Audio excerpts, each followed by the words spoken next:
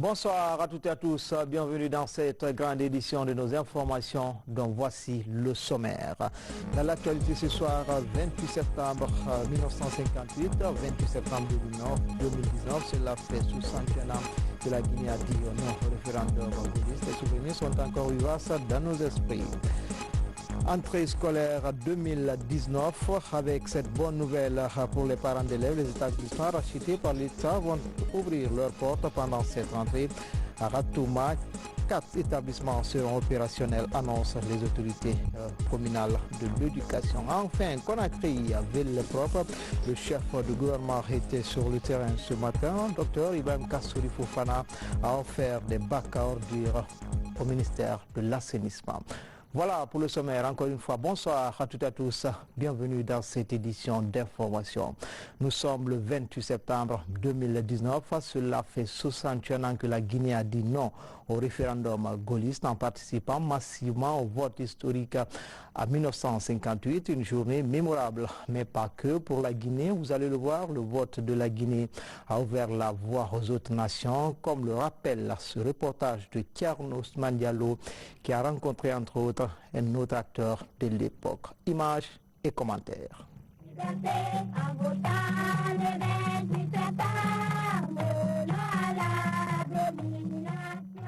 28 septembre 1958, une date, un tournant dans l'évolution de la Guinée qui va rester gravé dans les annales de l'histoire de l'Afrique et de la décolonisation du continent. Ce jour de référendum, 1 200 000 électeurs se prononcent sur le nouveau texte constitutionnel que propose la métropole. Accepter l'idée de communauté française et demeurer sous tutelle ou choisir la voie de la liberté, l'indépendance. Ce jour-là, Momo Bangoura était à Forêt-Caria. De cette journée, il n'oubliera jamais l'ambiance qui prévalait et les moments forts de campagne qui l'ont précédé. Mais une ambiance sans précédent. Le monde, la population était là, mobilisée, mais fortement mobilisée, et nous avons voté non le 28 septembre 1958.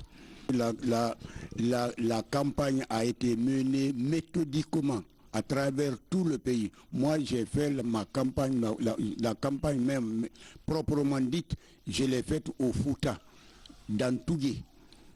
Parce que j'étais en service, je suis un enseignant. J'étais en service à Kolangui. Kolangui, un village situé à 50 km de Tougué même. Donc une mobilisation générale. La population était effectivement informée de ce qui devait se passer. Après le vote, le résultat est sans équivoque. Les Guinéens ont clairement exprimé leur désir d'accéder à la souveraineté nationale. Plus d'1 140 000 Guinéens ont voté non, contre à peine 57 000 pour le oui, soit une majorité de plus de 95%. L'indépendance, il y avait 2 autres partis politiques, mais minoritaires, mais deux autres partis politiques. Le parti, le BAG de Barry Diawadou et le MSA de Barry Troua.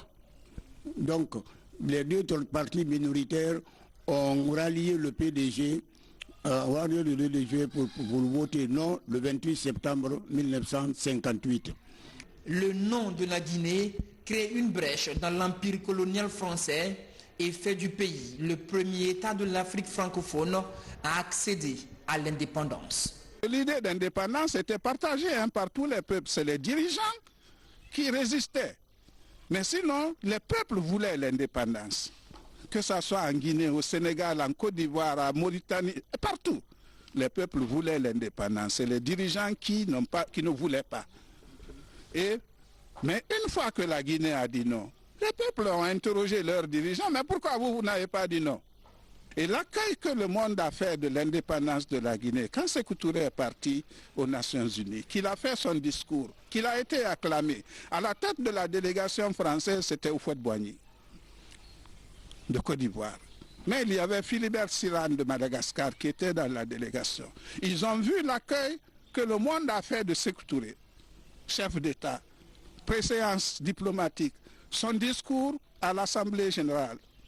Quand ils sont rentrés à l'hôtel, Philibert Sirane on dit, ah, nous ne pouvons plus attendre longtemps. Il faut que nous aussi, on suive la même voie.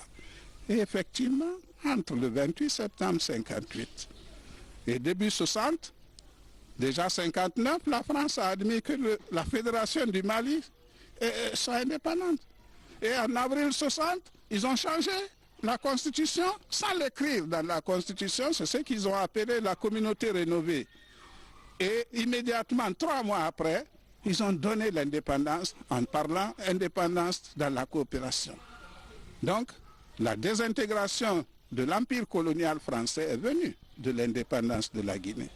Après le vote du 28 septembre 1958, la Guinée sera officiellement déclarée indépendante le 2 octobre de la même année avec comme président Ahmed Sékou Touré. Et le 12 décembre 1958, le jeune État est admis aux Nations Unies.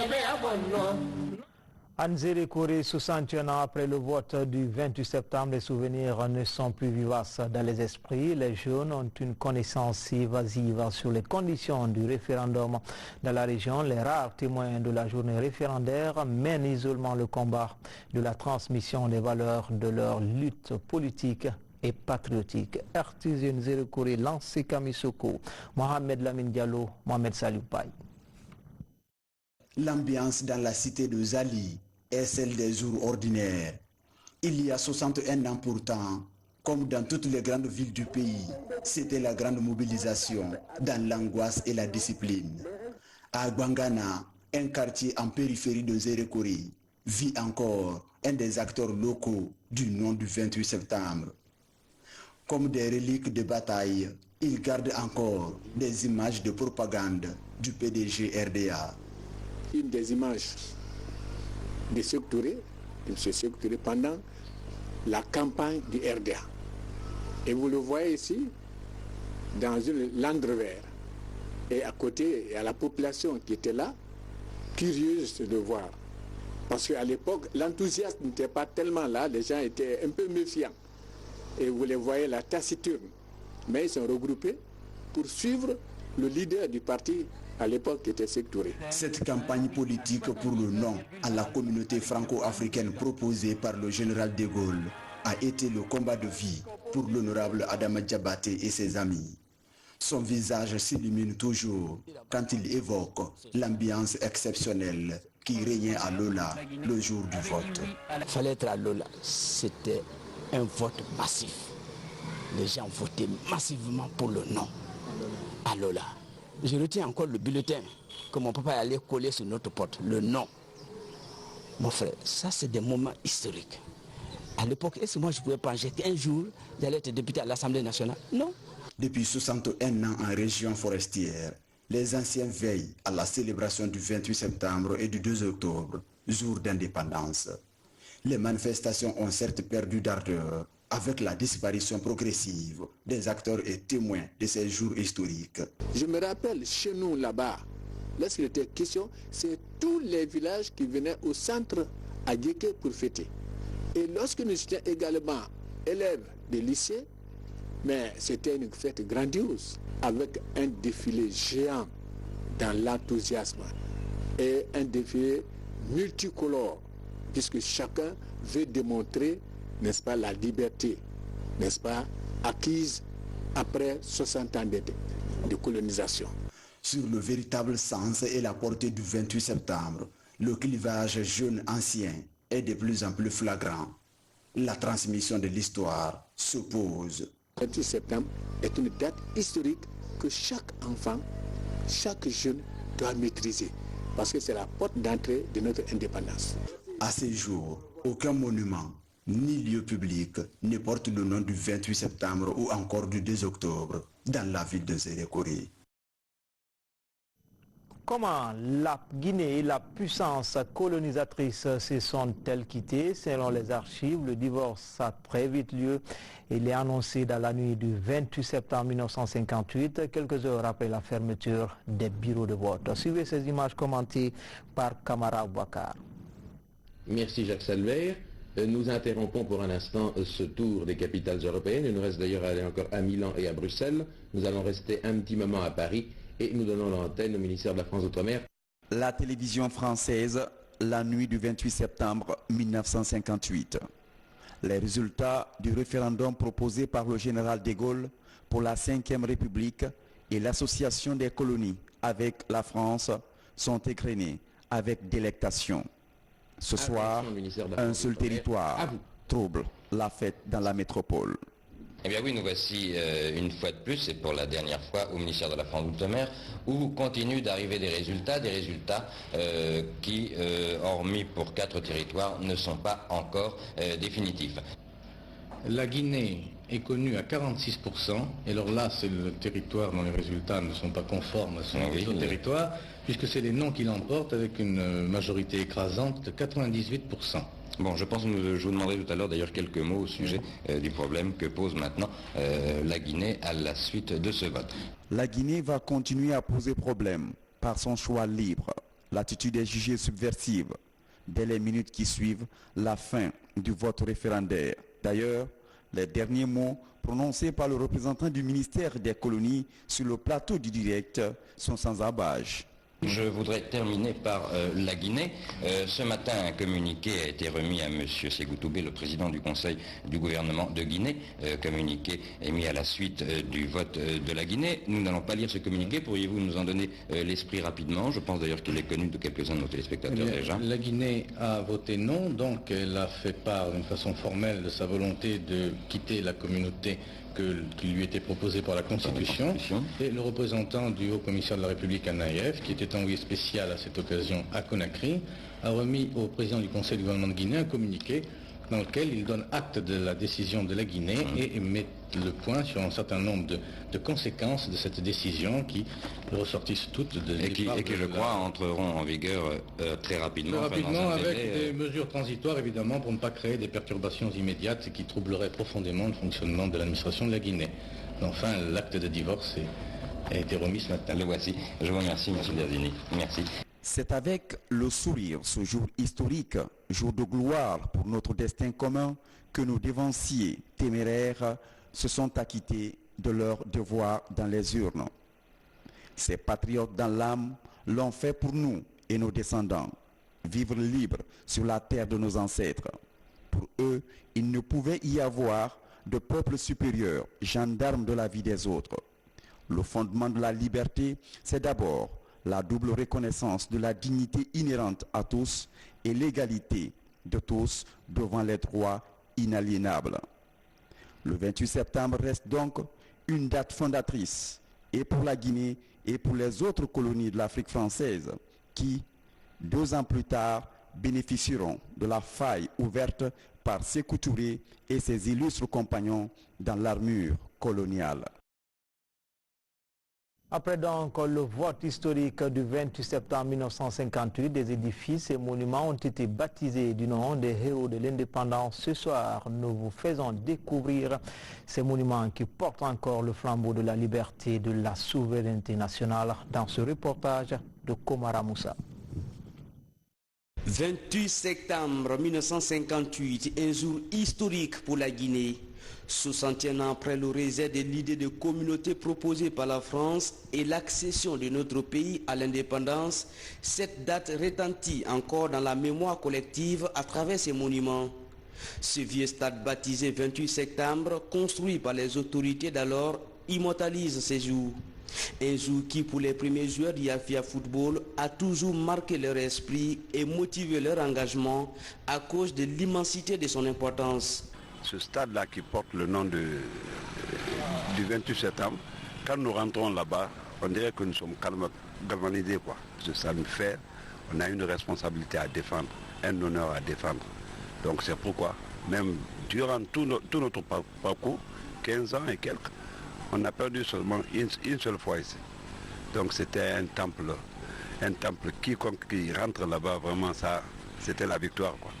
Quelle que soit ta puissance, quand tu rentres ici, le peuple de Guinée est témoin. 15 ans, on a perdu une seule fois. Et la seule fois là, on n'est pas été remboursé là-bas. Donc c'est une fierté pour nous et c'est un honneur pour moi aujourd'hui d'être là encore en tant que travailleur. Ça me fait revivre encore, parce que chaque jour, ça me remet dans le terrain. Comme le stade du 28 septembre, ce palais bâti en 1967 a aussi une salle qui porte le nom de cette date historique. C'est bien cette salle. Ici se tenaient toutes les importantes réunions du bureau politique national du PDG. Ces témoins s'en souviennent encore comme si c'était hier. La salle de réunion du 28 septembre, c'est la plus grande salle des réunions ici, à part de la salle de congrès du 28 septembre. Cette salle a été baptisée au nom du 28 septembre 1958, le vote qui a libéré la Guinée, qui a libéré l'Afrique. C'est l'honneur de la Guinée, c'est l'honneur de l'Afrique. Vous étiez petit. Quand on vous disait à la radio, à la télévision, acte de pouvoir central, quand il y a une crise, c'est là où le BPN se réunissait. Les réunions importantes, les réunions de crise, ça ne se tenait pas à la présidence, ça se tenait au palais du peuple. Et dans cette salle, c'est pour cela, les décisions qui sortaient de là-bas, c'était des trucs importants. Quand le peuple de Guinée attendait mon grand frère Oumar Diabaté, acte de pouvoir central, tout le monde tremblait. Parce que c'est des décisions fraîches. Dès après la réunion du BPN, ce qui est arrêté, tout de suite, Oumar Diabaté balançait sur les antennes. Dans la galerie des monuments, il y a encore cet établissement scolaire au cœur du quartier Koronti à Kaloum. Créé en 1955 par les colons, alors appelé école primaire publique mixte, il prendra l'éponyme du 28 septembre au lendemain de l'indépendance. Le 28 septembre reste une date repère dans la libération du continent africain. Une date qui frappe comme un coup de tonnerre dans le ciel du colonialisme français. Le Guinéen l'assume à travers ses monuments. La Guinée s'apprête à célébrer l'an 61 de son accession à la souveraineté nationale. Sur le 2 octobre prochain, plusieurs activités marquent l'événement. Déjà, une exposition photo est organisée par l'ONASIG, le Centre culturel franco-guinéen. Le récit de Mikini Moussa Kamara, Daouda Tavansila. En marge de la célébration du 61e anniversaire de l'indépendance de la Guinée, le Centre culturel franco-guinéen se plonge dans les trésors cachés des archives photographiques du pays en accueillant cette exposition.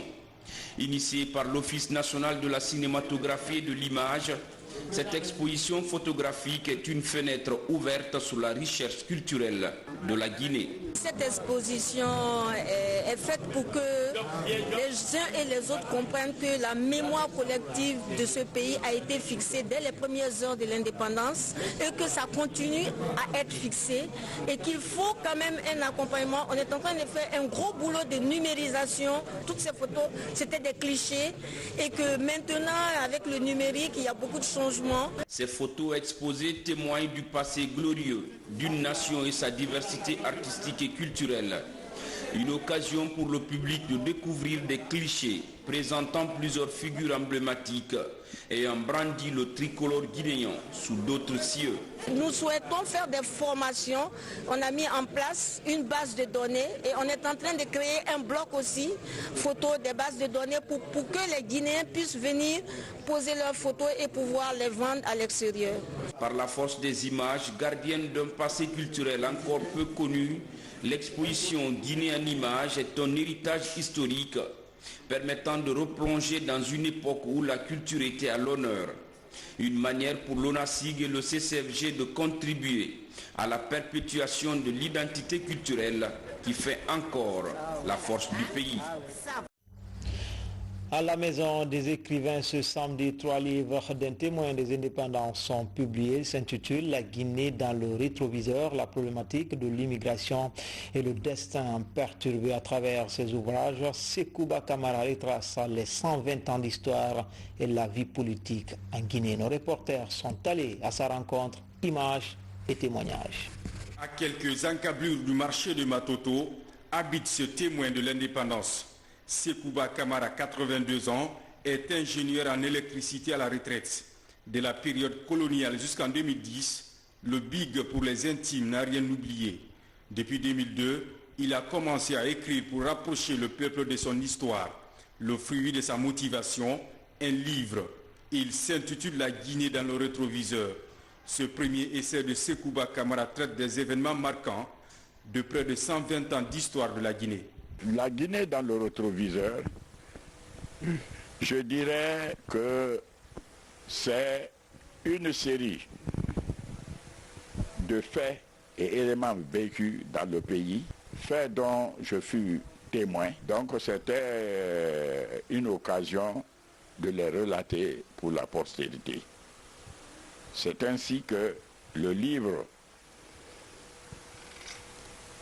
se penche sur la période coloniale qui a été usitée pour concocter un forcing de pénétration coloniale qui rencontra une forte opposition de nos héros Samori Touré, Alpha Yaya Diallo et Dina Sampil Toba Zebela. Comme la Guinée dans le rétroviseur, l'auteur fait écho de deux autres livres, la problématique de l'immigration et le destin perturbé. L'un met en lumière le drame que vivent les jeunes en quête d'Eldorado hypothétique. L'autre rappelle le divorce d'un couple franco-guinéen le 28 septembre 1958. Deux écoliers franco-guinéens qui ont cogité dans la même école primaire à Mamou, mais qui ont été séparés par le fait du divorce provoqué par les conséquences du référendum de 1958. Le couple maintenant a commencé une descente aux enfers pour se retrouver seulement 17 ans après de vaines recherches. Les deux ont pu se retrouver fortuitement à la lueur d'une commission internationale devant statuer sur un projet d'électrification de la ville de Conakry. À la Maison des écrivains de Guinée, ce samedi 28 septembre 2019, ces livres sont dédicacés. Sous les yeux des amoureux de belles lettres et autres témoins de l'indépendance, Sekouba Kamara cherche à apporter des éclairages sous le nom de la Guinée face à l'Hexagone. Cette coïncidence n'est pas fortuite quand on connaît la valeur du 28 septembre, qui est la date qui nous a consacré l'indépendance. Et le jour de la prononciation du discours du général de Gaulle et du président Ahmed Sékou Touré, j'étais à l'Assemblée, à l'angle, le manguier qui se trouve à l'angle, quand on vient vers l'hôtel, à l'angle du bâtiment. J'étais sur ce manguier en tant qu'enfant pour écouter le discours.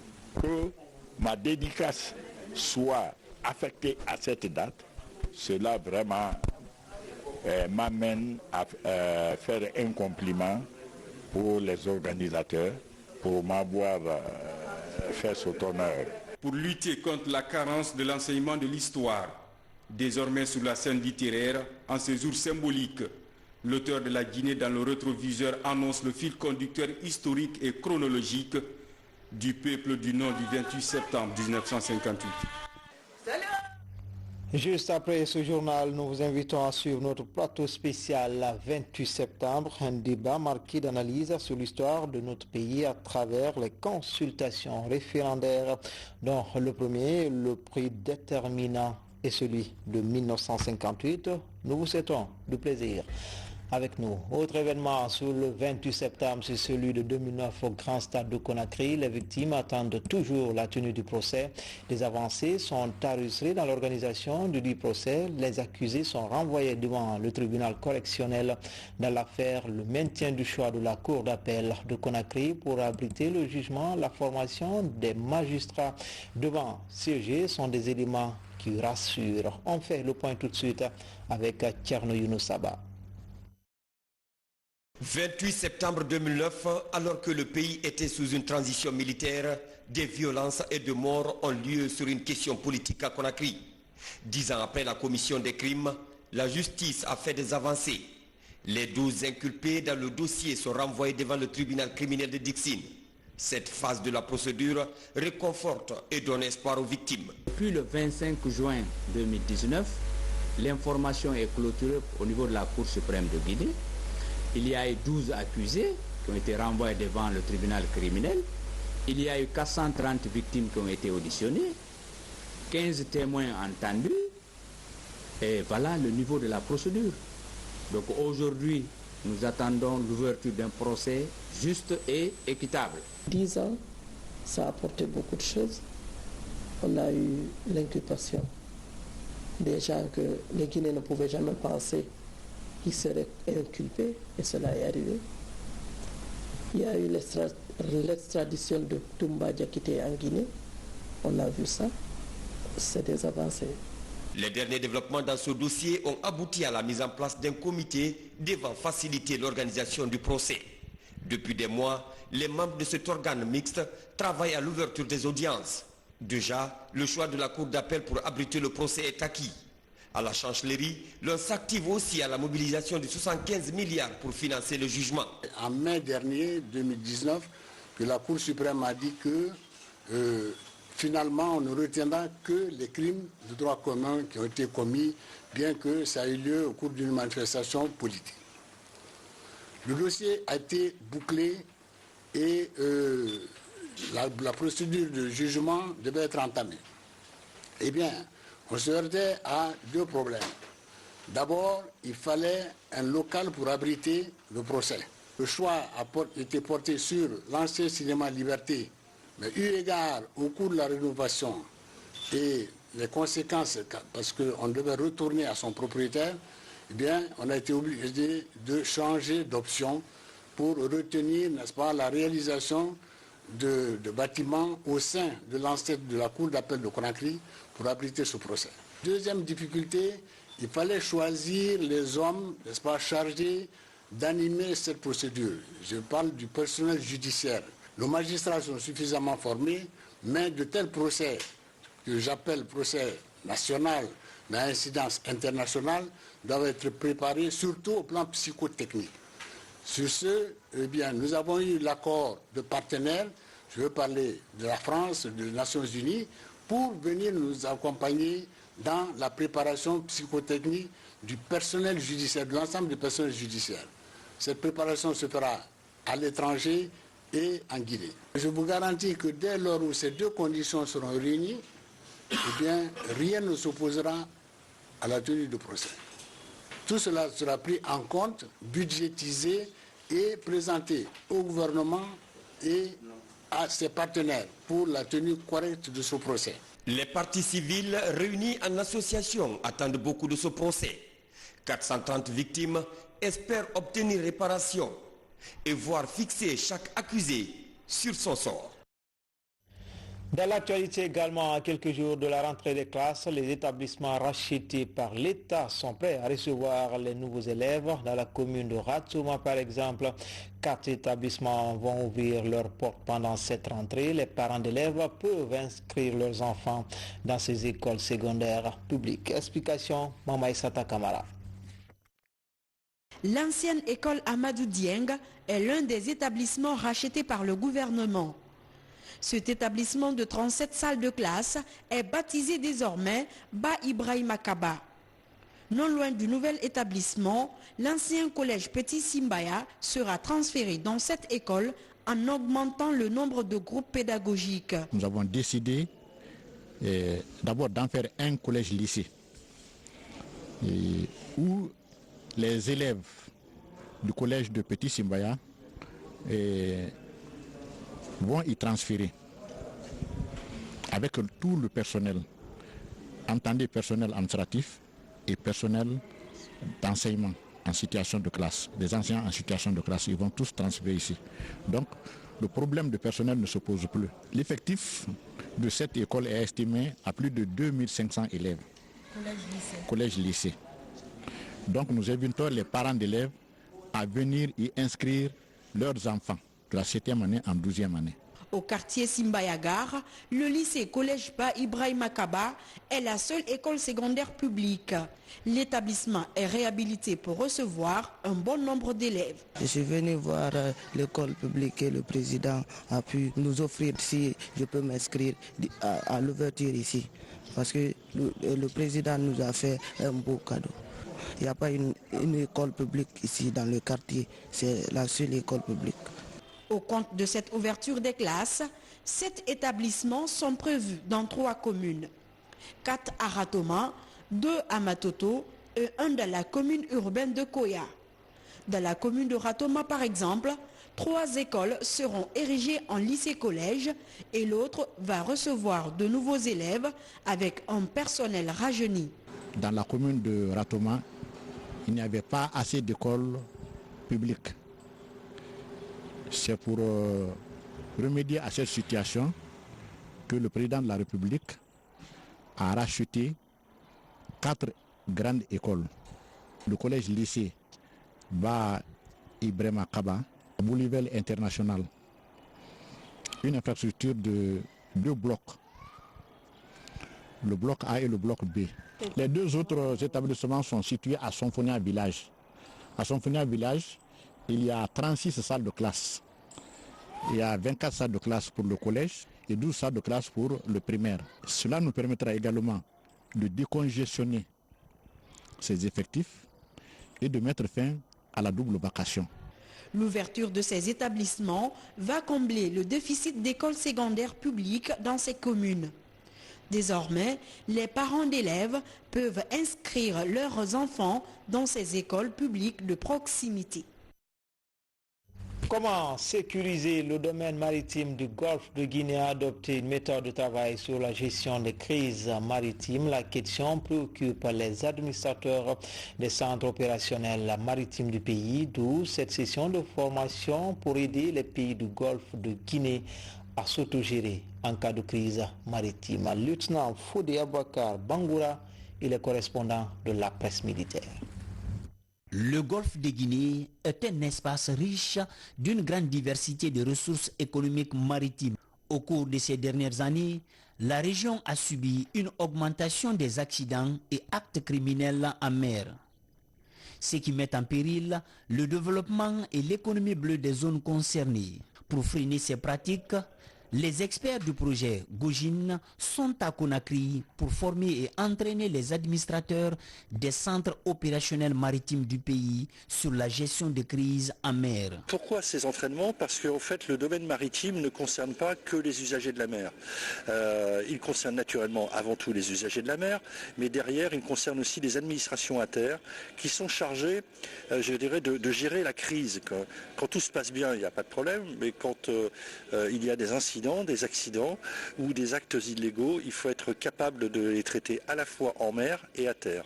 Il fallait faire un retour d'expérience aux autres partenaires du golfe de Guinée selon l'architecture de Yaoundé. Généralement, nous échangeons les expériences pour pouvoir faire des plans de contingence à l'avenir et faire face à une situation si elle intervenait un jour dans un de nos pays. De la Marine nationale, en passant par l'état-major général des armées, jusqu'au ministère de la Défense nationale, partout, ces experts ont échangé avec les autorités militaires guinéennes sur le renforcement des compétences nécessaires pour la sécurité et la sûreté maritime de la région du golfe de Guinée. Je dirais aux participants à cette formation de faire un usage bien réfléchi du savoir qu'ils ont pu acquérir au cours de cette formation. Au nom de Monsieur le ministre d'État chargé des Affaires présidentielles, ministre de la Défense nationale, de remercier tous les partenaires. Conformément à l'architecture des accords de Yaoundé du juin 2013, la Guinée évolue dans la zone F. Elle s'appuie sur l'amélioration des techniques de travail de ses administrateurs pour mieux gérer les centres opérationnels maritimes en temps normal et en temps de crise. Renforcement du transport ferroviaire, le département de tutelle veut renforcer les bases juridiques du secteur. Un avant-projet de loi est sur la table. Il devra apporter quelques corrections à la problématique du transport ferroviaire. Abdoulaye Nguélande Diallo. En dépit de nombreux efforts consentis par le gouvernement pour faciliter la circulation des Guinéens et de leurs biens, notre pays présente un besoin sans cesse croissant en infrastructures. Actuellement, les infrastructures ferroviaires, par exemple, sont principalement financées par les entreprises minières pour leurs besoins d'évacuation du minerai. Face à cette problématique, la Guinée se dote d'un cadre légal de transport et de sécurité ferroviaire applicable au transport des personnes et des marchandises. D'où l'objectif de cette rencontre de validation de la loi ferroviaire en Guinée. L'idée de cette nouvelle loi ferroviaire est d'ouvrir les lignes de chemin de fer à d'autres modes de transport, en particulier le transport de voyageurs dans l'agglomération de Conakry. Il y a un problème très sérieux de transport en commun à Conakry. Le transport par chemin de fer dans Conakry est une solution très intéressante et donc l'objet de cette loi ferroviaire est de permettre cette solution pour qu'elle soit mise en œuvre le plus rapidement possible. La présente loi a pour objectif d'expliciter les droits et devoirs des parties concernées au regard de la sécurité du transport ferroviaire et de création, mais surtout de conservation du patrimoine ferroviaire national. Notre objectif est de faire en sorte que le secteur ferroviaire, qui est extrêmement important pour le transport en général et qui est aussi tout simplement important pour le développement économique de notre pays, que le secteur ferroviaire fasse l'objet d'une législation et de réglementation qui puisse définir les critères, les conditions, les contraintes qui concernent donc la réalisation d'infrastructures ferroviaires et leur exploitation. Il y a une question essentielle sur laquelle cette loi va insister, c'est la question de la mutualisation des voies. Après cette rencontre de validation, le projet sera soumis à l'Assemblée nationale pour examen et adoption. Une fois promulgué, ce cadre légal va reconnaître la spécificité des infrastructures de transport auxiliaires au projet minier. Il aura un traitement spécial soumis aux règles de préservation de l'intérêt général. Et puis, la Guinée dispose désormais d'une nouvelle base de données géologiques. La livraison définitive de ces données a été faite cette semaine par le projet Amtec au département des Mines. Cette cartographie va permettre au pays d'améliorer les recherches et les explorations dans le but de diversifier la production des ressources minières. Mohamed Lamine Kaba, Valérie Salimane. Ce sont des cartes d'interprétation des données géospatiales en collecte en Guinée depuis les années 80. Ces données sont rendues publiques ce mercredi au ministère des Mines et de la Géologie au cours d'une séance de présentation par le projet Amtec. Ce projet a permis la mise en place d'une banque de données des levées géophysiques et géospatiales passant de 1/200 millième à 1/100 millième. Aujourd'hui, il est organisé en 2 compartiments. Le premier compartiment concerne la banque de données géospatiales composée d'images satellitaires de haute résolution, de modèles numériques de terrain, de cartes topographiques avec des réseaux hydrographiques et routiers, la délimitation de quelques forêts classées, etc. Mais aussi l'autre compartiment concerne la banque de données géoscientifiques composée d'anciennes cartes géologiques et minéralogiques, des nouvelles cartes qui ont été élaborées après les études géophysiques. Ce sont des cartes d'anomalies magnétiques, des cartes d'anomalies radiométriques basées sur l'uranium, le thorium et le potassium, et également des cartes structurales. La mise à disposition définitive de ces données devra permettre au département de renforcer son élan dans la diversification de la production minière et attirer un plus grand nombre d'investisseurs. Et avec ces données, le ministère des Mines et de la Géologie est mieux outillé pour pouvoir efficacement aborder les investisseurs. Mais au-delà du ministère, il y a 11 autres secteurs qui sont concernés et cela part de l'aménagement du territoire au tourisme en passant par la défense et c'est pour cela que nous avons tenu dès le départ à ce que des points focaux soient désignés dans chacun de ces ministères pour que ces points focaux là participent activement au processus de livraison qui s'est étalé sur plusieurs mois et qu'ils s'approprient ce projet-là dont les informations seront à la disposition de tous les ministères concernés afin que ce projet participe à d'autres projets de développement dans le pays.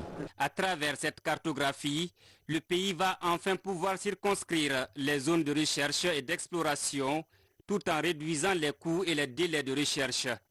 Il va aussi permettre de rendre la promotion de l'investissement plus efficace et attrayante.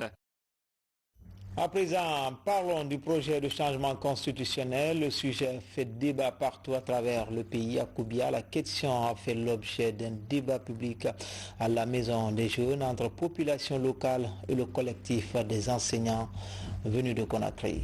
Mamadou Saliouba, envoyé spécial. Même si la question n'est pas à la portée de ces enfants, c'est peut-être leur avenir qui est en débat dans cette salle. Face à face, les populations de Koubia et le collectif des enseignants pour la participation au débat national. Le principe du changement constitutionnel est le sujet en débat. Des entretiens pour imprégner les Koubiaka de l'enjeu du débat sur la loi fondamentale. C'est vraiment quelque chose de très important parce que le développement d'un pays est progressif, n'est-ce pas? Alors, quand on dit aujourd'hui de changer la constitution ancienne, je pense qu'avec l'évolution des temps, nous sommes au temps moderne, donc là, il faut changer, adapter la constitution, disons, à l'actualité, à la façon de vivre des gens. Est-ce que c'est le moment? Est-ce qu'il n'y a pas d'autre chose à faire au lieu de proposer une nouvelle constitution? Face à un public attentif, les juristes et les politologues sont revenus sur les précédents changements constitutionnels dans notre pays et les défaillances de l'actuelle loi fondamentale. Une occasion rare pour les populations locales de s'exprimer sur cette question d'intérêt national. Nous avons prouvé à la population que le problème de constitution est un problème national. Ce n'est pas un problème des partis politiques, ce n'est pas un problème de la mouvance, ce n'est pas un problème de l'opposition, mais plutôt un problème qui concerne la vie de la nation. Parce que si on doit mettre en place une nouvelle constitution, il faut consulter les vrais citoyens. On ne doit pas se limiter à Conakry sur le débat, il faut venir à la base, communiquer avec les gens. Avant cette sensibilisation-là, je n'avais pas de position. Maintenant, à partir de là, j'ai compris ce qu'on a dit. En tout cas, je suis là pour qu'on change la constitution.